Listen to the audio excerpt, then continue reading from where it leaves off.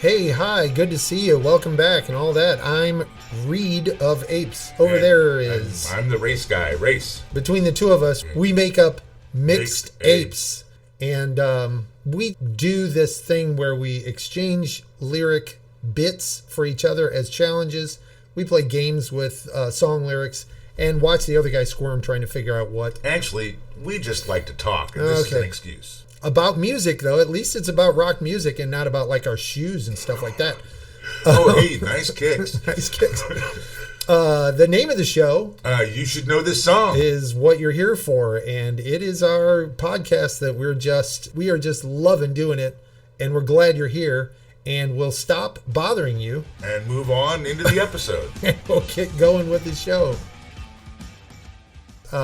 Hey, Race, Hey, Reed. you know what? What, Reed? This might come as a surprise to you, but I'm an idiot. Well, it doesn't really come as a surprise. The reason I'm an idiot, you might ask, go ahead and ask, Why are you an idiot, Reed? is because when we do this show as Mixed Apes, believe it or not, I make mistakes. Apes makes mistakes. We get things wrong. Yeah. I get things wrong. You're not alone there. I do as well. Yeah. Well, we've got some corrections we want to make. Some stuff that we realized we said wrong after the fact. We want to fix that.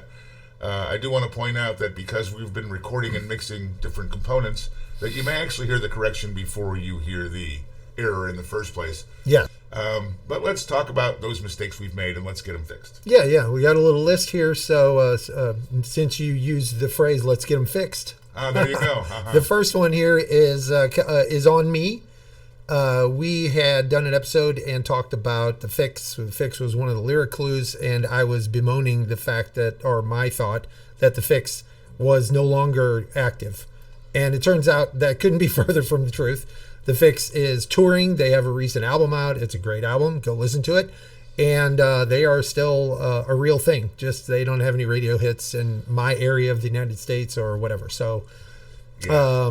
yeah, that's one on me, and good job, Fix. Hang in there, keep it rocking. We were talking about Thin Lizzy, and I mentioned Gary Moore. I think I even struggled to get his name out of my head. And I mentioned him being the only American in Thin Lizzy, and I had the wrong guy. Not so. He's not an American. He is a Scot, a lifelong Scot from Scotland. Once a Scot, always a Scot. The only American in Thin Lizzy was actually named Scott Gorham. And again, just me being stupid. So let's. I could see how you would get that all mixed up with the Scot and the Scot. Whatever, man. I'm stupid. So one of mine also was I spent a little time a few episodes back just gushing over Amy Winehouse, and I really even was went over the so top, far as to this is no diss to Amy Winehouse whatsoever, but I went so far as to gushingly say that she probably would be regarded as compared to an Ella Fitzgerald Voice. Vocally these days, and I just wanted to kind of take the edge off of that and ease it back a little bit. I can't say that I know of anybody I would regard as being in Ella Fitzgerald's class. Anybody, right. She is in a class of her own. Yep. So Amy Winehouse is fantastic, and I just cannot get enough of her. But it might have been a little over the top to say she's Ella. My next one is we had discussed the song "Money" that had been done by the Beatles. In an earlier episode, and we knew that there was an electronic version that was very kind of stylized. Electronica that was done. house, I think you thought it had been done by Yoko Ono is what came to mind. And I said I did poo-poo that, but I didn't have an answer. That version was actually done by the Flying Lizards, and we shouldn't have spoken about them without actually knowing what the hell we're talking about. Right. As mistakes go, we shouldn't have done it. We had one where we were talking about Steely Dan and the singer on the song Dirty Work. We could not figure out who it was. We knew it wasn't Fagan or Becker. And we researched and found out that it was David Palmer. And the reason David Palmer sang on that song is because Donald Fagen expressed his doubts about being able to sing it live. Right. So they recruited it was released in '72, and they got David Palmer to sing it. They recruited David Palmer to sing it. And I'll grab the next one. Okay. Because I mentioned it. Tom DeLonge from Blink-182. We had mentioned that he was doing some research in the area of UAPs and aliens and so forth. and I couldn't remember the name of the group Right. he was associated with. It's called To the Stars Academy, and I just wanted to put that out there, that give it a legitimate... Get that accuracy out there and that information out there, not leave it hanging. We had a conversation about a guy on Tom Petty Radio on satellite. Yep. Who sounds just like Tom Petty when speaking. But I didn't know his name, and again, shouldn't have even brought it up. But it happens to be Mike Campbell, and he's one of the founding members of the Heartbreakers. And he's the one of the voices of Tom Petty Radio since Tom Petty has He's passed. a very prolific guy. He does all sorts of stuff with music and musicians behind the scenes and all that, producing and all that. So, as well as being in a couple of different bands. Right. We talked about Stan Ridgway when we did a lyric challenge on a Wall of Voodoo song. And part of the conversation about Stan Ridgway was bringing up the fact that his name's not Stanley. His first name's not Stanley. Why that came up, and it's a good example of what this whole thing is about, is just because we go off on whatever comes to mind while we're doing this. But we didn't actually know what his name was. We didn't actually know what his name was. So it's Stanard, Stanard. I'm not sure about the pronunciation, but I am sure about the spelling. Yes, Stanard. For those of you who are Stan Ridgway aficionados, I love Stan Ridgway.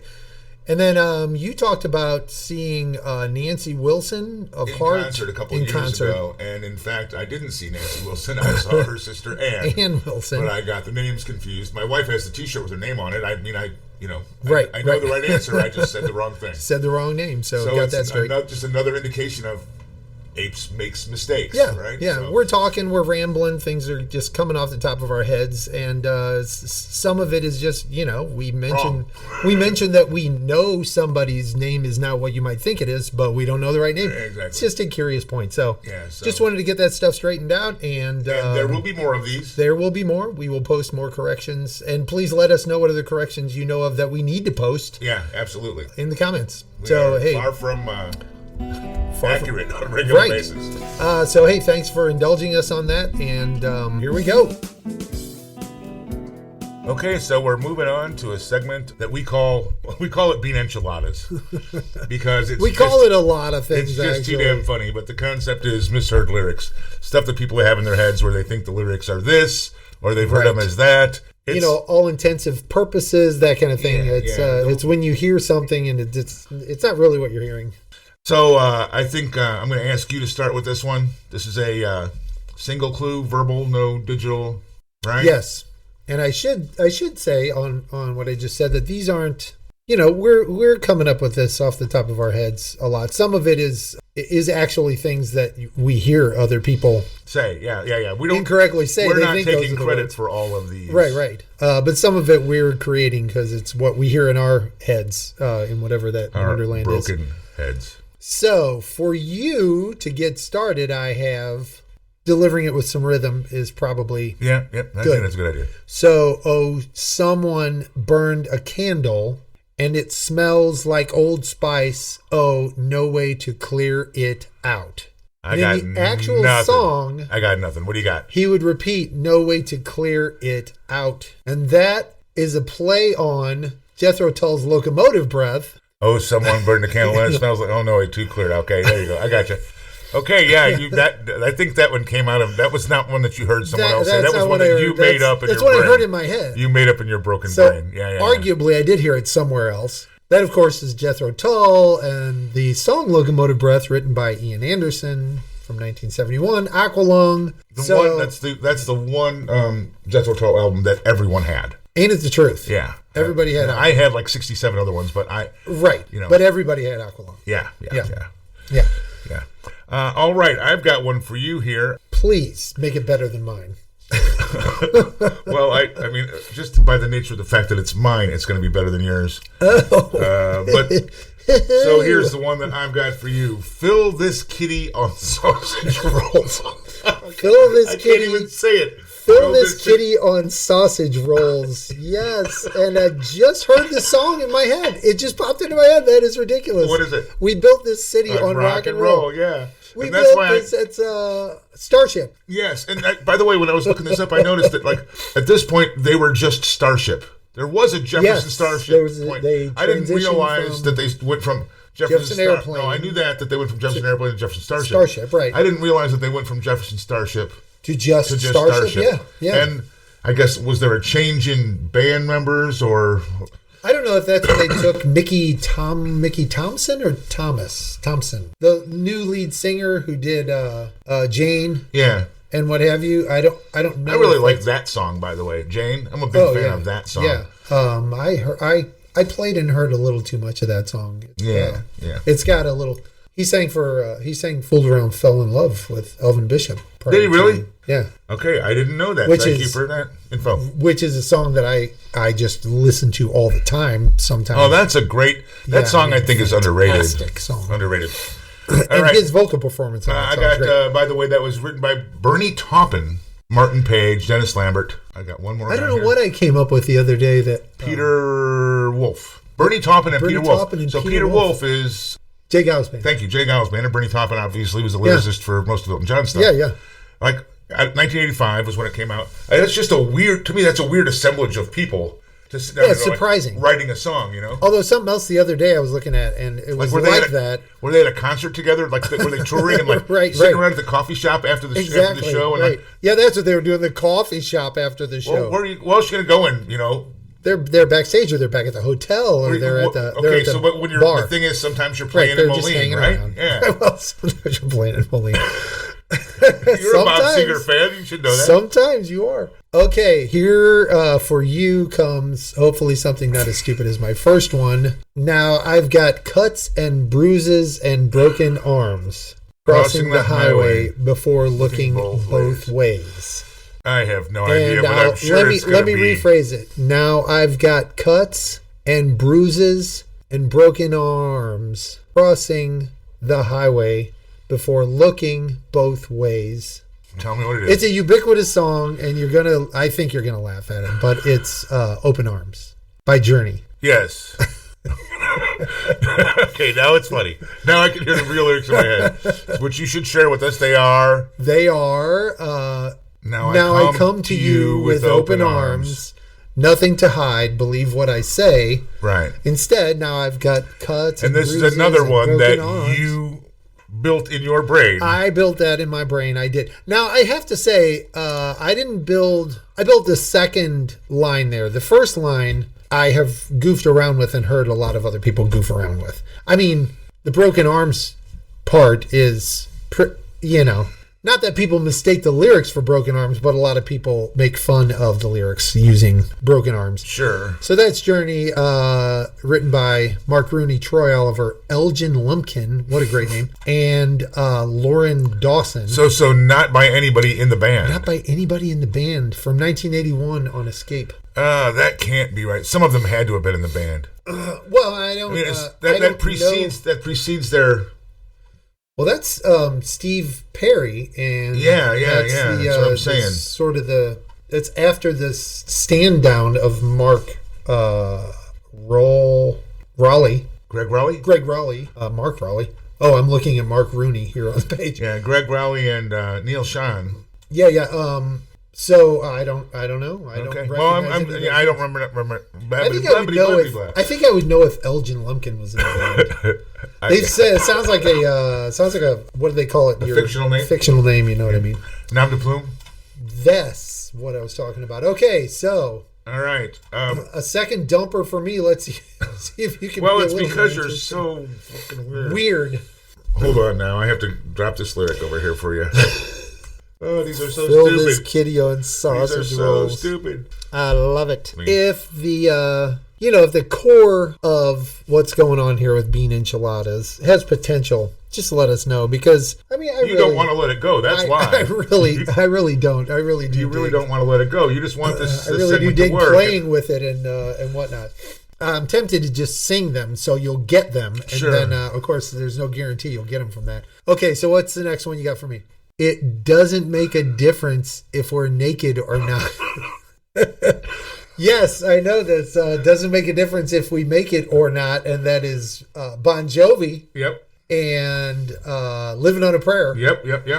And what would go with that? Let's see. It doesn't make a difference if we're naked or not. That means See, that's the thing. Where did they used to work? You always want to take it to the next level, and that's why this never works for us, right? Because you're not satisfied with a word change. You have to rewrite the entire lyric to make sense in its own way. It's true.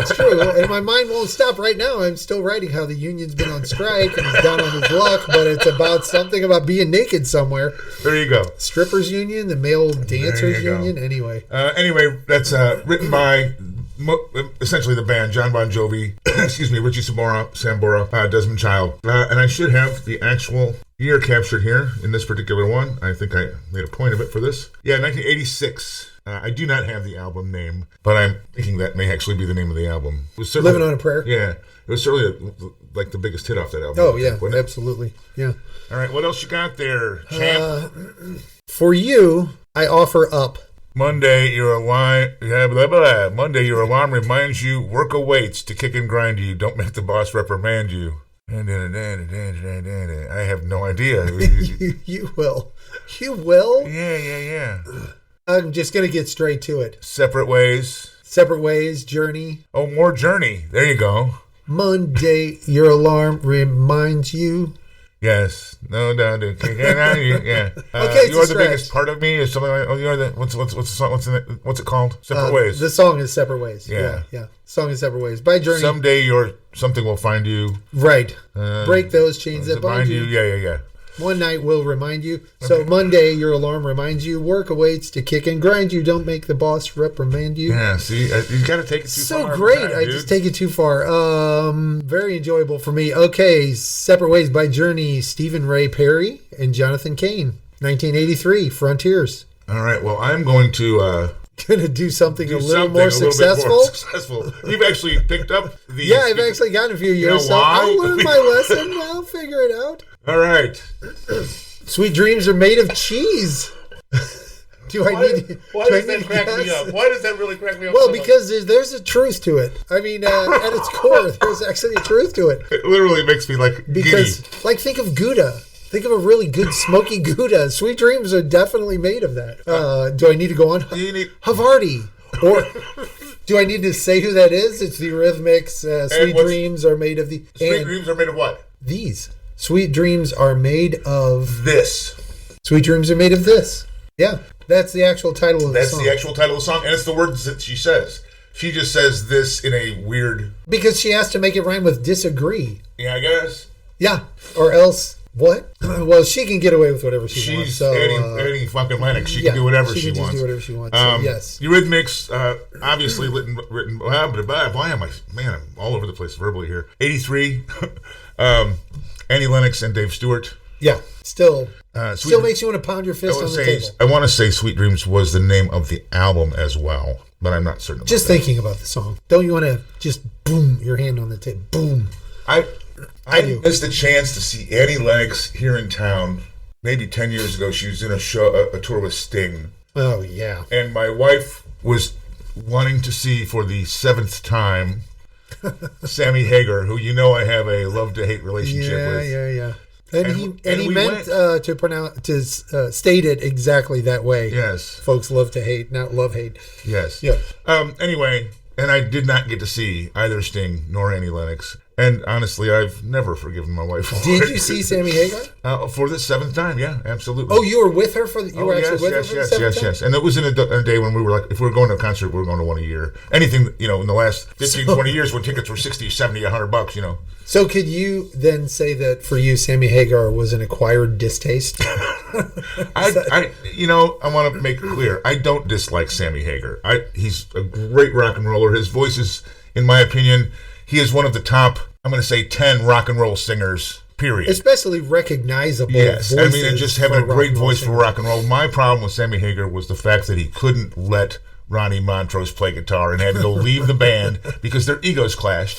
Because I think that if Sammy Hagar had stayed in the band, that Montrose would have gotten the recognition that he deserved as one of the greatest guitarists to come out of the 70s. A brilliant guitarist. And I think he kind of went into obscurity because Sammy's voice was what people knew. And unless you're a guitar geek like me, Right. So it's essentially all said tongue in cheek. I think Sammy knows that too. He's just not going to invite you to Cabo.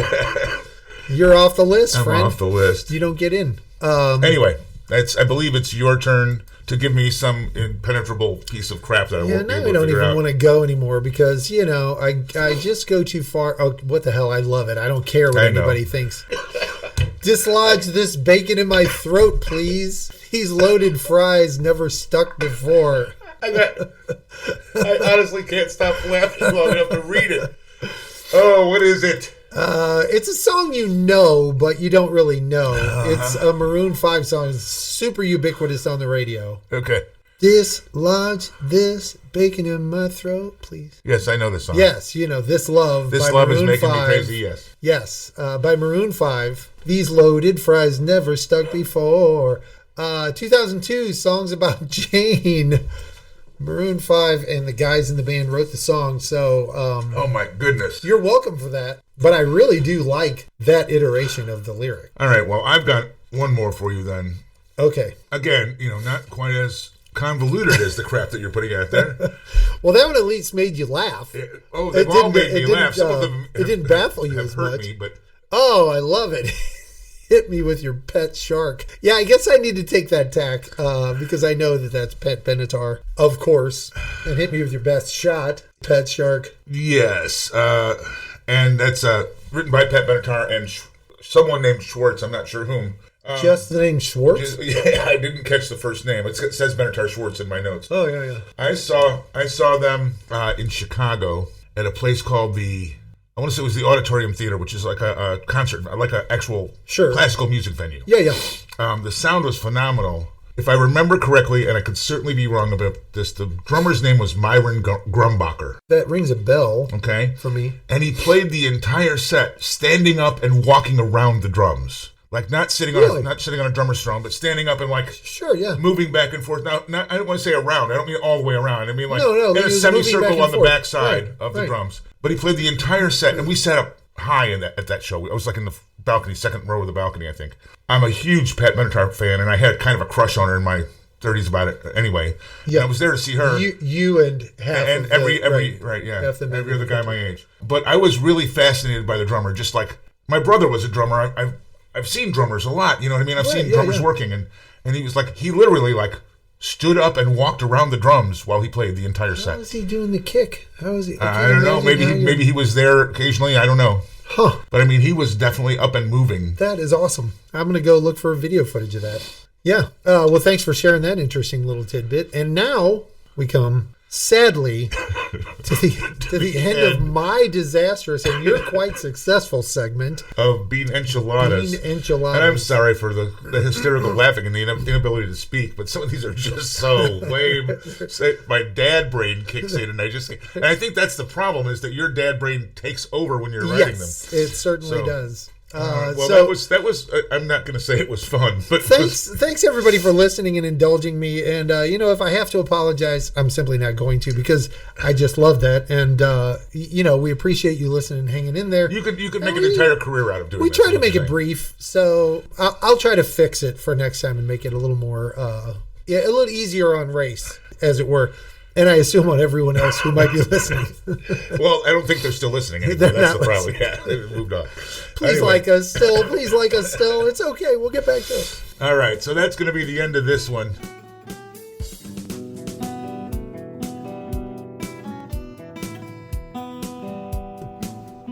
Okay. And next segment looks like, if I'm reading the marbles right, it's going to be a segment called Your Mother Should Know, which is, it's kind of prime. It's kind of our, you should know this song, but it should be that we get them all. Yeah, it's stuff that everybody should pretty much know. Should be pretty ubiquitous. I call it prime light. Clues, prime light, exactly. And then get through the part where we're trying to guess it and get on to the blathering about it for a little bit. So we both enjoy that so much. Exactly. So I'm going to start. You do that. What do we got here? And I'm going to hit you with a first clue. There she stood in the street. It's Free is the band. It is. Something from her head to her feet. Paul Rogers is obviously singing. All Right Now, is that the name of the song? That's the name of the song, and All that's right. the band. And you want to fill us in on the... And that is written by Andy Fraser and Paul Bernard Rogers, and I guess that's the same person as Paul Rogers, I have to assume. 1970, still one of those songs that you just hear. And it's great. You know, you hear it at the wedding reception. You hear it on the overhead at Walmart. You hear it at the bar. You know what I mean? You know, he's in my pantheon of rock and roll singers, top 5 easily. Oh, yeah. I mean, super recognizable. I saw him a couple singer. years ago here at an outdoor venue. It was Paul Rogers as his own band, and then Nancy Wilson from Heart. Yeah. Now, Paul Rogers has got to be close to 75. I mean, I don't know how old he is, but he's got to be. I mean, he was, for Christ's sake, he was in a band in 1970. I know. All right, and then... a band naming this song in 1970, right. But prior... Yeah, they've been around, right? So, right. And Nancy Wilson, obviously, is younger than he is, but still, she's been putting out stuff out since the mid-70s at the very least, right? So she's got to be over 60. She's got to be my age. You know? And they both were just... amazing, right? Amazing, nailing it. Yeah, it is. It is pretty inspiring to see the. I mean, because I think about with specific regard to that, watching older performers from when I was a kid who my parents were excited to still see performing, and I don't mean this derogatorily at all, but in my late 10s and early teens. I could tell that these people were in their 60s and they were having a rough go of it trying to sing on these shows on TV and whatever. Yeah. I mean, they did not, their voices were not there, right? Yeah. There are so many performers that I've seen over the past, from the 70s, from even the late 60s, but 70s, certainly 80s, that I've seen over the past 15, 20 years who are in their 50s, 60s, 70s.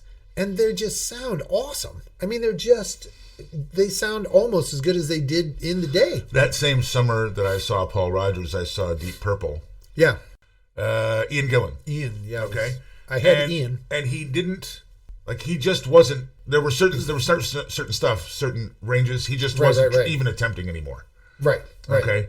And yet I heard Paul Rogers, and he sounded like it was 1975. Right. It sounded like he did. Yeah, I mean, I'm not shooting at Ian Gillan, but the thing is, it's like they're roughly the same age.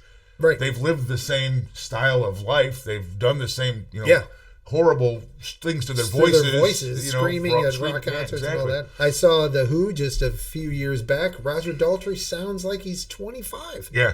You know what I mean? I saw... And he looks great, too, by the way. I saw... not Yes, but three of the guys from Yes a few years ago, Trevor Rabin and the keyboardist. I can't remember who the keyboardist was now, and now the lead singer's name is just snuck out of my head. Yeah, John Anderson, and John Anderson, 72, had a cold, and talked to it. He was apologizing to the crowd about having a cold. If he hadn't said anything... You wouldn't have known. I wouldn't have known, and I would have thought he was still in his 40s. You know what I mean? His voice was just fantastic. Anyway. Okay, well, that is how we turn what should be a 10-minute Rick Wakeman segment. was the keyboard player? Is that who you're trying to think of, or no?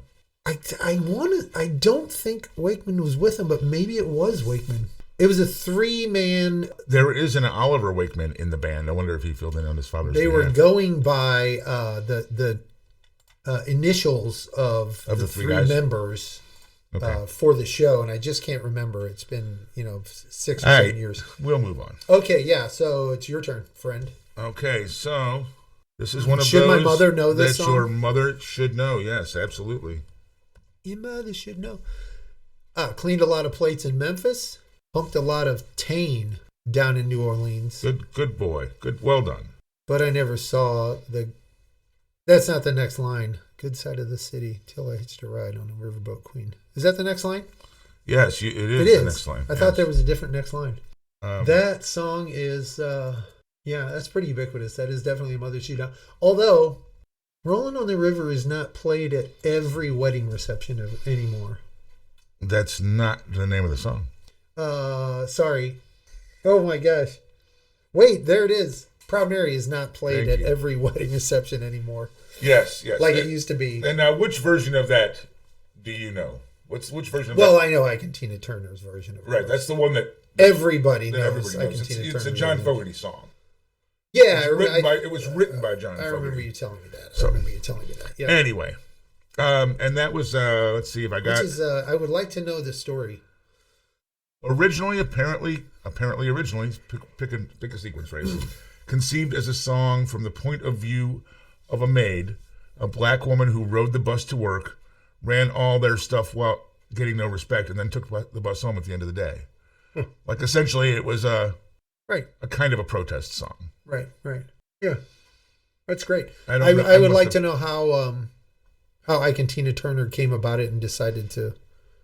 See, I mean, it seems pretty reasonable to understand or put the pieces together how they would decide that they were going to sing it. Yeah. But I wonder how they sort of came about it.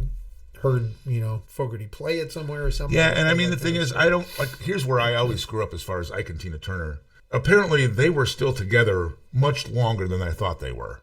Right. Like, I envisioned that Ike and Tina Turner stopped being Ike and Tina Turner as a band in the late 60s, and it went on into the 70s. 70s, yeah. And so there's any number of places that they could have by then. Sure, yeah.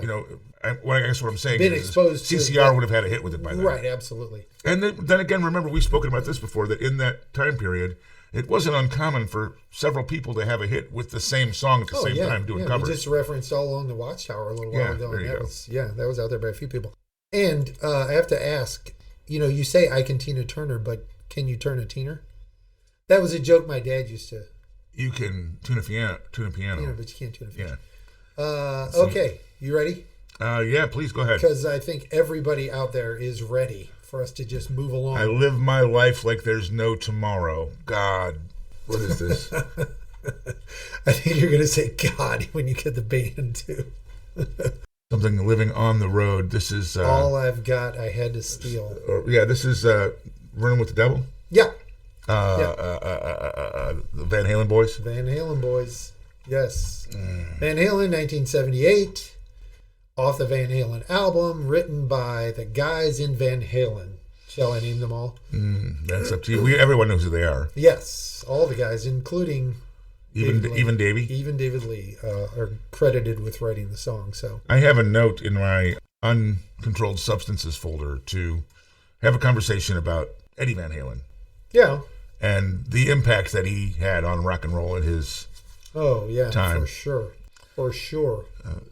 We'll save that for that episode, but kind of can't be understated, really. No matter what your position on things is, you think he's a great guitarist, you don't think he's that great a guitarist, whatever. The other day, I can't remember who I was talking to, but we were talking about guitarists, and in particular, I think a guitar solo or something. The conversation that you have with people who are nerdy about this kind of thing, like us. Wannabe mixtapes,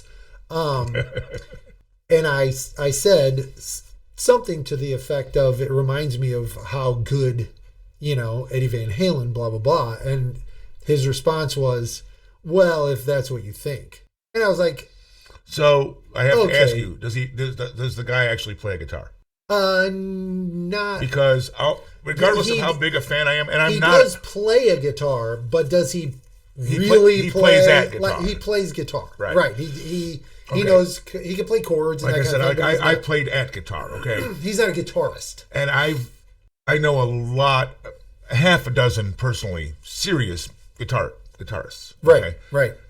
All of them, every single one of them, thinks that Eddie Van Halen, whether they care for his music or not, right, thinks that Eddie Van Halen is a phenomenal guitarist. Right. Okay. I don't know anyone who plays guitar, and all the shit that I've read by guitarists since he passed, every single one case of them, says agrees that he was a phenomenal musician. Right. He didn't just make up the cool hammer-on thing or double hammer-on thing or whatever. He was a great guitarist. Right. Technically, musically, all that stuff. He was a great guitarist. Absolutely. Right. And I think that's where I didn't pursue it because first off, we were at work and it was one of those situations we had to move along. But I also think it was one of those things where the guy was going to want to get into this classical guitarist is a better example of somebody who is more technically proficient. You know what I mean? That kind of conversation. Well, I'm not going there. When you're now talking about an acoustic classical guitar. If you want to bring up Andres Segovia, that's a different conversation. Right. Yeah. So. Yeah. Anyway, like I said, we just covered about 20% of what I had to say about it, but it's something that I want to talk about going forward. Yeah, I totally would get into that. All right, so it's you to me. It's me to you. And my mother should know this song. Yeah, she absolutely should. But the lyric is, my back to the wall, a victim of laughing chance. I know this, and the next line is, this is for me the essence of true romance. And it's a Steely Dan song. So what are you doing? Is all I can say. Your mother should know. It is supposed to be your mother should know. Your mother should know. If we were ever going to do that, we might as well just throw Steely Dan songs down the line. I could do like a whole episode of that. It's Deacon Blues. It is Deacon Blues off of the Asia album. Asia, yes. Written by Becker and Fagan. Yeah, I believe that album came out somewhere in 1980 something. Yeah. That's as close as I can get. Is it the early 80s? It's 85, I'm going to say. Mid? You're going to say mid. Yeah. That's what I got. Okay. We don't need to get started talking about Steely Dan because we will just talk about 2 Steely days Dan. in a row, yeah. If I said, so what was your favorite song off that album? Never mind, don't answer that. I'm going to get right to it and send this to you. What you want, baby, I got it. What you need, I got it. Yeah. Yeah, that's Respect. Respect by Aretha. The Queen. That's right. I had to throw that in there. I mean, come on. If that's not a song your mother should know, what is? That was written by Linda Perry and Alicia Moore. And I don't know that I'm terribly surprised about that, but I thought Aretha's name would be in there for some credit. I don't think that song was known as a hit before she, drove it. Well, I mean, a lot of the R&B stuff was, there were writing teams. Yeah. So who knows? 1967. And the name of the album, I Never Loved a Man the Way I Love You. I don't know why, but that album name is great. Like, who names an album that long? Sure. So there you go. Let that ring around in your head for a little while. That's a great piece of music. I got one here for you that your mother should know. Oh, yeah. The mountain is high and the valley is low. Of course. Your mother should know that. And you're confused on which way to go. Of course. So I've come here to give you a hand and lead you into the promised land. And that is Edgar Winter. Yes, Edgar Winter Group. Edgar Winter's White Trash. White Trash. I thought that was Edgar Winter Group. That's a different album. Huh. That's what. Isn't hold it the on. Same album? Isn't it the same album Frankenstein's on? It is. You know who else on that album? It's the picture of Edgar Winter on the front with, in profile with the jewelry on. He's shirtless. That sounds right. Hair is blowing back. Who else is on that album? I'm seeing the Edgar Winter Group here, but I know that it's the Only Come Out at Night is the. They Only Come Out at Night. That's right. That's right. Rick Derringer and Ronnie Montrose both play on that album. I think I knew Derringer was on there, but I don't think I knew Montrose was on there. So I'm wondering where the break, because I must have pulled White Trash from somewhere. I know that's the name of one of his bands. I remember that. I wonder where the break happened. I'm not going to take the time to research it while we're actually talking about it. We'll find a song by Edgar Winter. Anyway, that was Free Ride by the Edgar Winter Group. I stand corrected. Written by Dan Hartman. Is that the Dan Hartman? No, I'll look that up later. I don't know. Dan Hartman was a pretty substantial writer on his own. Yeah, and some pop songs later, but much later. That song got a huge revival with some movie. Yeah, a kids movie. I want to say it was a DreamWorks movie, not Monsters Inc. Anyway, it was around that time. I don't think so. It was around the time of Monsters Inc. 1 or something like that, and it got a big resurgence in play. Boy, I wish I could remember what that movie was. I don't know why, because it probably doesn't matter to anybody. I also saw him in that same period when I was talking about earlier when I saw that kind of Outdoors. I never got to see it. He was 75 when I saw him because I looked it up. Yeah. And he sounded like 1975, playing keyboards and sax and singing and just still doing it. There's a thing that he and his brother used to do where they would, Johnny Winter would play a bit on the guitar, and Edgar Winter would sing that same bit back to him. Yeah. It's very, very common in the stuff that they did. Right. And he did it with the guitarist in the band. No kidding. And like he was literally 75 years old, and it was just, it blew me away. It blew me away. Amazing shit. That is great. All right. Go old people. Yes. Okay, where are we at here? It's me. And this is probably your last one for this segment. This is my last one. Yeah. We'll bring it to an end after this. Here you go. Your mother should know this. But what it don't buy, I can't use. Just give me money. Give me money. Now, that was like the version. Actually, there's a version by the Beatles that I know, but I'm not sure that it's theirs originally. You'll have to tell me about that. Right. Yeah. So Berry Gordy and Jane Bradford, which means that it was a Motown song. Right. But there was also a version, a techno version in the 80s. Right. Who was it? Who was that? Yoko did a version of it. There was a version by Yoko, but there was also a version. You're right. There was a techno very version. Weird 80s. Very electronic drums.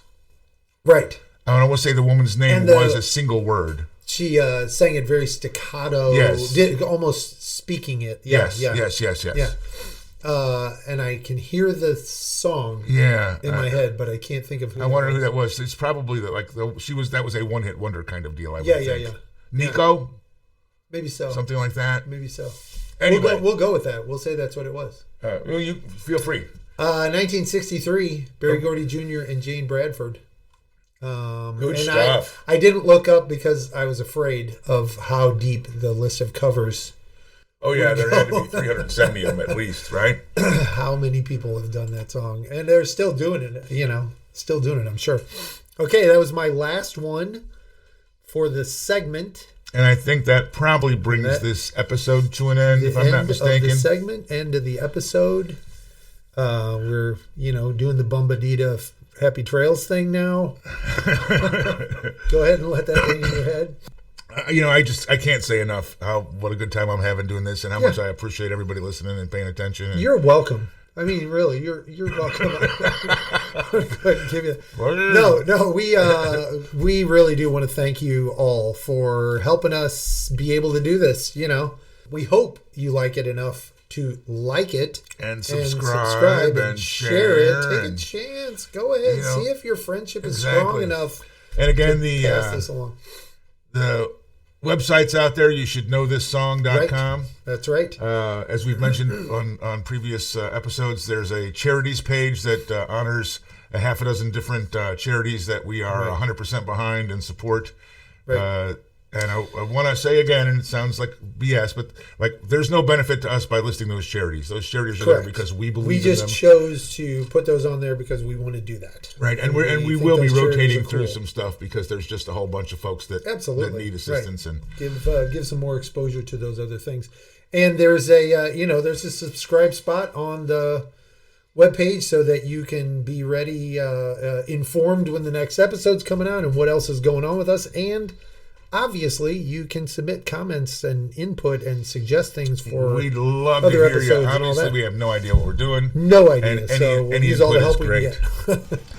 All right. Well, thanks a bunch. Great. Thanks for hanging out and we're out. Be great. Hey, so man, I've been having a good time here. That was a blast. Yeah, that was awesome, and we hope you think it was awesome too. Thanks for joining us, and it's all about you. This is really why we're doing it. All about you. What we really hope, from my position, is that you got a song stuck in your head you're going to love for the rest of the day, or you are going to go check out some bit of information you heard. Yeah. Maybe find a correction for us and send it on the comments. We certainly could use those. I mean, we're just having fun talking about music, making a little commentary, and man, I'm having a blast. I really don't know. I can't imagine being able to do this with any more enjoyment than I am. Yeah, it's hard for us it's hard for us to overplay how enjoyable it is for us, even if it's odd to say. We feel compelled to make sure that we're having a good we are time. just digging it. Yeah, so if you're digging it too, Please follow and share, subscribe, whatever your platform requires. Yeah, comment, like it. Let us know. Please let us know. We're looking for input. We just want to be loved. Really. Right. You can get to the shows and our website and some more info about what we do and why we do it and where it came from and all that on YouShouldKnowThisSong.com. And while you're there, we've got a charities page we're asking you to check out. There's a handful of worthy charities, music-related. Wikipedia is one of them as well. Yeah. There's a food bank site, several different ones. People doing cool stuff with music-based charities for underprivileged youth and that kind of thing. And people just doing cool stuff. So people doing cool please stuff, check right? it out and contribute where you can. There are links there that'll take you where you want to go. But anyway, thanks for being with us. Thanks again for being here. We sure hope that you come back and be with us again and, work your way toward being a legitimate mixtape. There you go. So until next time, we are out. Peace.